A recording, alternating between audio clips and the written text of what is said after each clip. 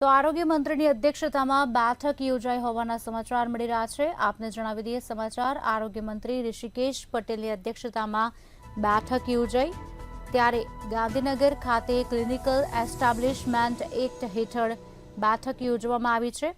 Establishment act હેઠળની state કાઉન્સિલની બેઠક યોજાઈ છે।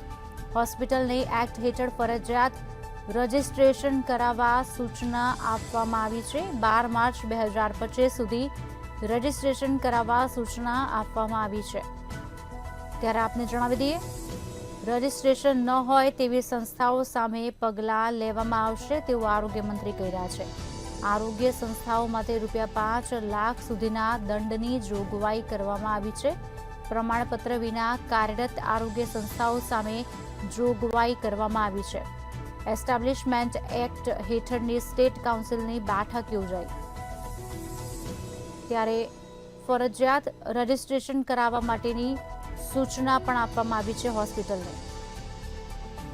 આરોગ્ય મંત્રી ઋષિકેશ પટેલની અધ્યક્ષતામાં આ બેઠક યોજાઈ છે।